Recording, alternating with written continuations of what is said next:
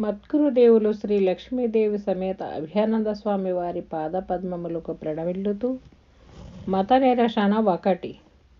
తన మూలము తానెరుగక మనమును ఇంద్రియములు బట్టి మర్దించియునే ననిషము బ్రహ్మననుచుని వనుకొన మనసింద్రియములు మణుగోనాటోయి నీవే ఇన్ని నిజమెరుగావోయి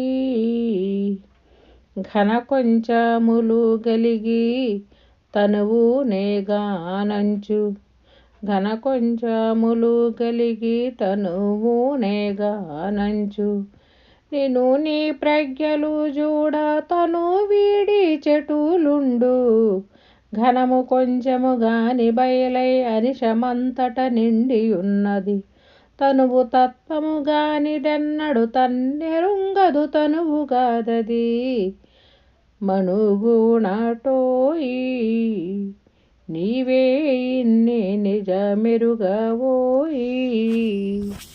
జై నిజ గురుభ్యో నమః. జై అమలాంబ సమేత అనుభవానంద రాజయోగేంద్ర ప్రభుస్వాముల వారి దివ్య చరణారవిందములకు 12 వందనములు సమర్పించుకొనుచు శ్రీ శ్రీ శ్రీ కోరాకుల సరస్వతీ దుర్గానంద పంచదశి స్వాముల వారిచే విరచితమైన వేదాంత సారాతీత వార్తీకాంత మోక్షాపేక్ష రహిత పరమార్థ బోధామృత మహాద్వైత కేసరి అనే మిత్ర కందార్థ దరువులలో ఈరోజు మనం 10వ ప్రకరణమైనటువంటి మత నిరసన ముచ్చరించుకోబోతూ ఉన్నాం. మొదటి మిత్ర కందార్థం. దీనిలో మొత్తం 9 మిత్ర కందార్థములు ఉంటాయి. గురుదేవులు దుర్గానంద పంచదశి స్వాముల వారు మతమును ఎలా నిరసిస్తున్నారు అనే విషయాన్ని మనం తెలుసుకోబోతూ ఉన్నాం. మతము అంటే అభిప్రాయం, అది ఒక మితములో ఉంటుంది. ప్రతి మతమునకు కూడా మతకర్త, మత గ్రంథము, మత నిబంధనలు అనేటివి కొన్ని ఉంటాయి. నాకు సమ్మతమైనది ఏదైతే ఉన్నదో అది మతం. నా మనసు దేని మీద అయితే లగ్నం చెందుతుందో అది మనస్సు. ఈ పరిమితమైనటువంటి మతములు ఏవైతే ఉన్నావో ఇవి ఈ వైష్ణవము, శైవము, శాక్తేయము, గాణపత్యము, ఇలా అనేక షణ్మతములు మన హైందవ సంప్రదాయంలో ముఖ్యమైనటువంటివి. వాటిలో త్రిమతములు, ఈ ద్వైతాద్వైత విశిష్టాద్వైతాలు. ఇవే కాకుండా సుమారు 4000 పై చిలుకు మతములు ఉన్నాయి యావత్ ప్రపంచంలో. అయితే అన్నీ కూడా ఒక మితాన్ని ఏర్పరచుకుని ఉన్నాయి. అవి ఎలాంటివి అనేటువంటి విషయాన్ని మనం దుర్గానంద పంచదశి స్వాముల వారి మిత్రకందార్థములుగా వినబోతున్నాం. తన మూలము తానెరుగక మనమును ఇంద్రియములు బుట్టి మర్ధించియు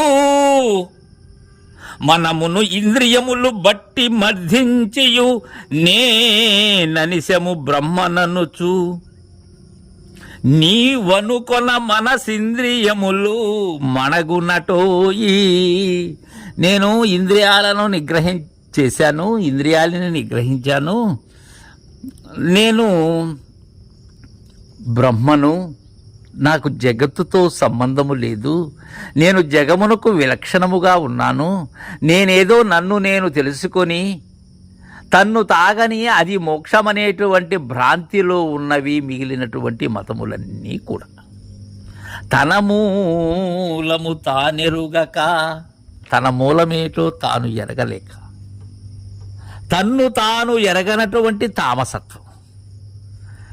మనమును ఇంద్రియములు బట్టి మర్ధించి, ఇక్కడ ఈ అమనస్కము అంటే మనోరహితమైనటువంటి విధానం, మనస్సు కదలనటువంటి యోగాభ్యాసములు, మనస్సును బంధించేటువంటి సాధనలు, వాటితో ఇంద్రియములు ఏవైతే ఉన్నావో వాటిని తన అదుపులో ఉంచుకొని అనగా మర్ధించి వాటిని నియంత్రించి నేననిశము బ్రహ్మననుచు, నేనే బ్రహ్మను, అహం బ్రహ్మస్మి అనబడేటువంటి భావంతో నీవు అనుకున్నట్లయితే, నీవు అనుకున్నా అది ఎవరు అనుకుంటున్నారు? నన్ను నేనే అనుకుంటున్నాను, నన్ను నేనే గొప్ప అనుకుంటున్నాను, నన్ను నేనే శాస్త్రములు వేదములు అనేటువంటి తాళ్లతో బంధించుకొని నేను స్థిరమని నిలుపుకునేందుకు చేసేటువంటి ప్రయత్నములవి, అలాంటి మార్గములవి. వాటిలో నేనే బ్రహ్మమని, బ్రహ్మము సత్యమైనదని, అసత్యమైనదని జగత్ అనేటువంటి ఉద్దేశంతో అనుకొన. అలా నీవు భావించినట్లయితే మనసింద్రియములు మణగునటోయి, నీవే ఇన్ని నిజమెరుగావోయి. నీ మానసేంద్రియములు అదుపులో ఎంతసేపు ఉంటాయి? యోగంలో కదలకుండా ఉండటం వాటి యొక్క లక్షణం. యోగం విడిచిన పిమ్మట ఆ కలయిక అనేది ఏదైతే ఉన్నదో, మన ప్రాణముల యొక్క వియోగము నీవేమనుకుంటున్నావు? మనసేంద్రియములు నాకు లేవు అనుకునేటువంటి భ్రాంతిలో ఉన్నావు. ఆ ముద్రలలో నీవు ఆ విధంగా భద్రమైన స్థితిలో ఉన్నాను అనుకుంటున్నావు. వెలుపలికి వచ్చిన పిమ్మట మరలా మామూలే కదా. అవి అణిగినది ఎప్పుడు? అవి మణగినది ఎప్పుడు? ఇవన్నీ నీవే అనేటువంటి నిజాన్ని ఎరుగలేకున్నావు శిష్య, ఈ మతముల యొక్క వాదములలో, మతముల యొక్క భ్రాంతులలో పడి. ఘన కొంచెములు గలిగి తనువు నేగా నంచు, నిను నీ ప్రజ్ఞలు చూడ తను వీడి చెటులుండు. ఘన కొంచెములు కలిగి ఈ ఎరుక అనేటువంటిది, ఈ తన మూలము అనేటువంటిది ఏదైతే ఉన్నదో, ఈ మూలము లేని గుర్తిరిగే శరీరం అనేటువంటి షోడశాక్షరి ఇది ఘనమైనది కూడా. ఎందుకని? ఘనమైనటువంటి దాన్ని దీని ద్వారానే పరికించాలి, కావున ఇది ఘనమైనటువంటిది. అలానే కొంచెము ఇది అత్యంత అల్పమైనది, అత్యంత నీచమైనది కూడా ఇదే. ఉచ్చ నీచములు దీనికే ఉన్నాయి. కలిగి తనువు నేగానంచు, నేను తనువును కాదు, నేను బ్రహ్మమును అని నేను నీ ప్రజ్ఞలు చూడ తనువిడి చెటులుండు. ప్రజ్ఞాన బ్రహ్మము అని అంటున్నది కదా ఋగ్వేద వాక్యం, నీవు చేసినటువంటిదే కదా అది. నిన్ను నీ ప్రజ్ఞను చూడ పరికించినట్లయితే, గమనించినట్లయితే, గురువు ద్వారా యథార్థాన్ని తెలుసుకున్నట్లయితే తనువును వీడి ప్రజ్ఞానాన్ని చూపు ఉందేమో. సుషుప్తిలో ఉన్నదా నీ జ్ఞానం?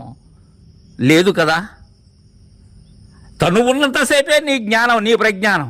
తను ఉన్నంతసేపే నన్ను నేను ముచ్చరించుకోవటం, నన్ను నేను స్థిరమని అనుకోవటం, నన్ను నేను ఘనమని అనుకోవటం. తను ఉన్నంతసేపే. తనువు లేకపోతే ఎలా ఉంటుంది? ఘనము కొంచెము గాని బయలై అనిసమంతట నిండి ఉన్నది, తనువు తత్వము గానిదన్నడు తన్నెరుంగదు తనువు గాదది.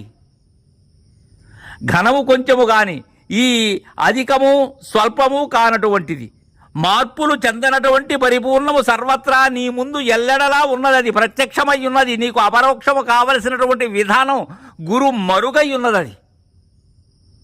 అది అనిశము, అది రేయింబవలు ఏకరీతిగా ఉన్నది. దానికి రాత్రి పవలు లేదు. దానికి ప్రకాశ అంధకారములు కానిదది. అది నిండి ఉన్నది. అది తనువు కాదు, తత్వము కాదు. అది నీవు కాదు, అది నీవైన తనువు కాదు, తత్వమసి బ్రహ్మము కాదది. అది నేను అయితిని అనేటువంటి దానికి వీలు కాదక్కడ.